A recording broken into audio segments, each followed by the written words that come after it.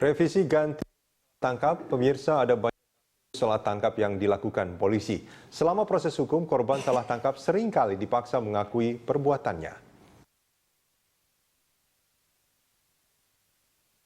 Di 2013, polisi menangkap Andro, seorang pengamen di Cipulir, Jakarta Timur. Menurut pengakuan Andro, ia dan teman-temannya ditangkap oleh polisi karena diduga membunuh Diki pada tahun 2013. Dalam proses penyidikan di Polda Metro Jaya, Andro berkali-kali disiksa dan mendapat perlakuan yang tidak manusiawi, termasuk dipaksa untuk mengakui sebagai pembunuh.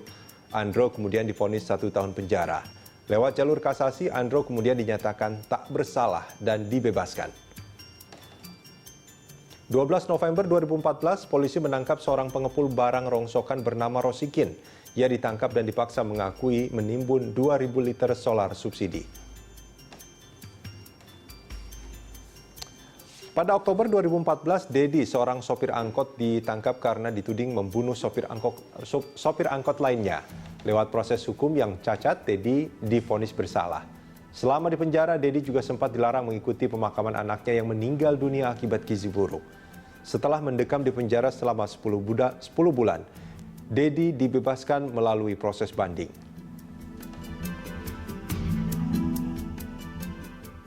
Ya, itu tadi segelintir kasus salah tangkap. Sebetulnya kalau kita melihat kasus-kasus lainnya ada ada di Soekarno-Hatta juga di tahun ini.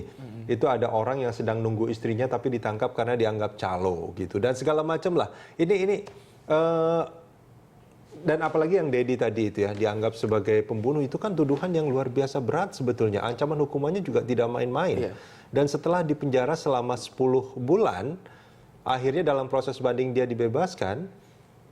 Kalau melihat PP-nya itu ganti ruginya cuma 1 juta untuk 10 bulan gitu.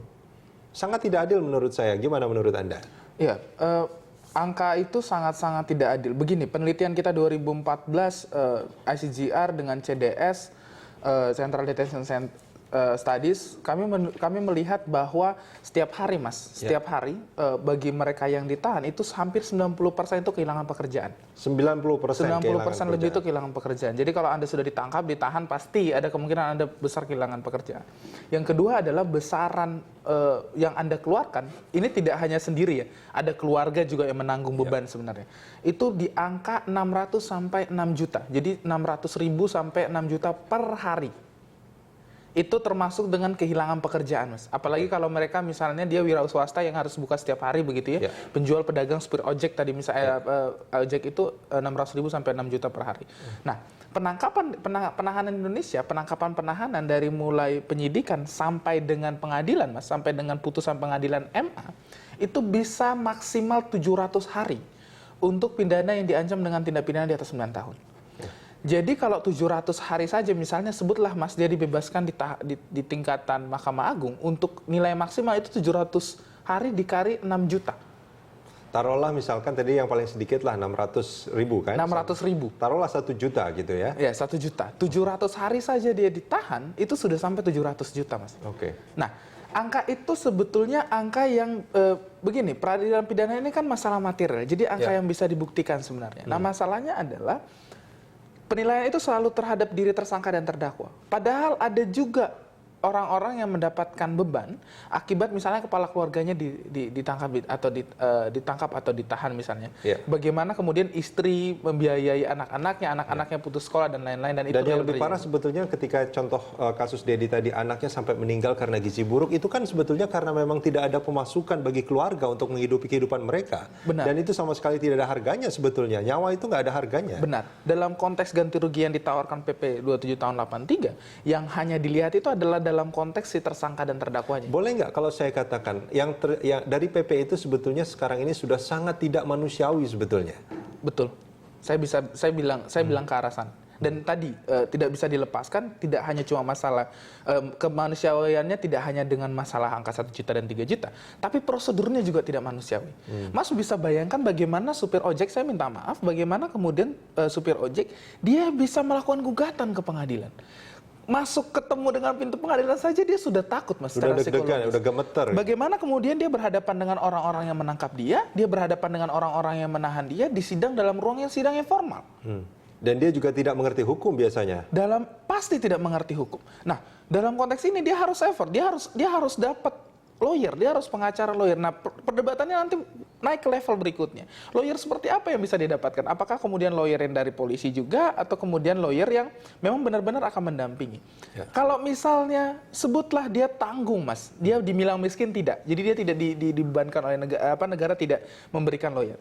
Dia dibilang miskin tidak, dibilang mampu ya setengah-setengah. Artinya apa? Dia harus mengeluarkan biaya lawyer, dan biaya lawyer di Jakarta itu tidak sedikit.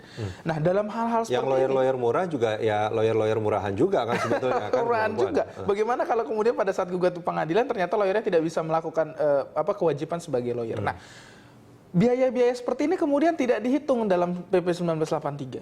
Nah, dalam konstruksi kita berharap bahwa pemerintah membuka peluang gugatan ganti rugi ini bukan cuma masalah minimal dan maksimal.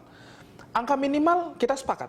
Jadi kalau minimal berapa, karena misalnya bisa dihitung lah per hari dia habis berapa. Ya. Tapi angka maksimal seperti yang Mas katakan tadi, ada yang meninggal karena gizi buruk, perceraian dan lain-lain yang mengakibatkan kehancuran di masa depan, ya, kehidupan di masa depan.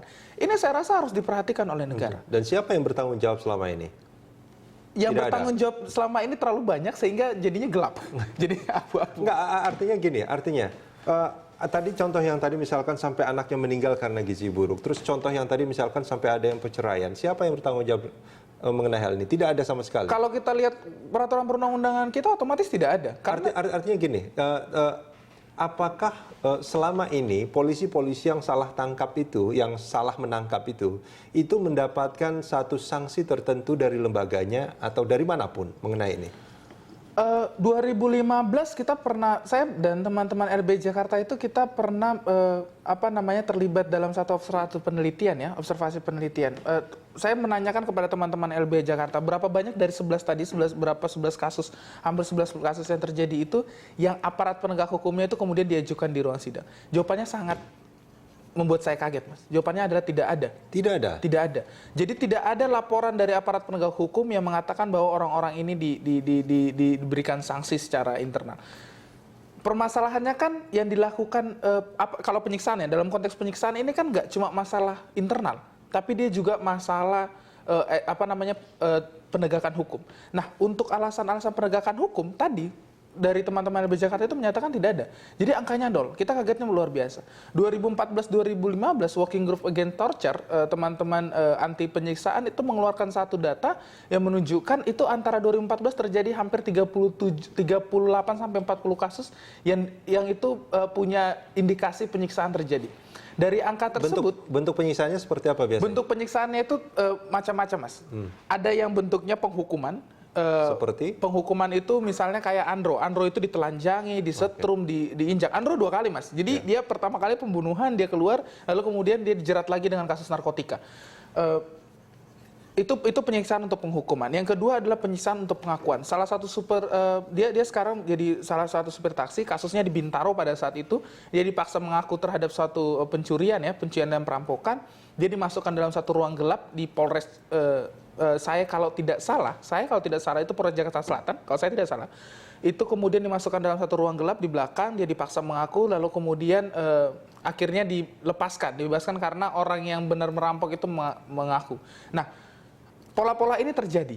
Artinya pemaksaan-pemaksaan untuk mendapatkan keterangan ini terjadi. Apakah itu dibenarkan sebetulnya menurut undang-undang? Tidak, sama sekali tidak. Artinya sebetulnya ketika mereka merasa dianiaya seperti itu, penyiksaan itu berarti dia dianiaya. Apakah ada pelaporan-pelaporan juga bagi mereka mengenai proses penganiayaan yang sebetulnya itu sangat melanggar undang-undang? Nah, ini yang jadi menarik. Tidak ada satupun peraturan perundang-undangan di Indonesia yang secara rinci menyatakan bahwa alat bukti yang didapat dari penyiksaan itu tidak boleh diajukan di ruang sidang. Nah, satu-satunya ketentuan adalah dalam KUHP yang mengatakan bahwa bukti harus didapatkan dengan cara yang sah. Nah, cara yang sah ini kita tidak pernah tahu.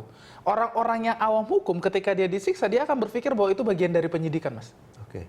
Jadi, dan karena itulah tidak pernah ada laporan mengenai penyiksaan pada saat proses penyidikan. Banyak laporan yang diberikan kepada Komnas HAM, 2000 laporan sepanjang 2013-2014, tapi kemudian yang kemudian diteruskan ke tahapan pemeriksaan, saya kalau dari data teman-teman dari LBH Jakarta itu tidak ada. Baik, kita lanjutkan yang di segmen berikut. Terima kasih.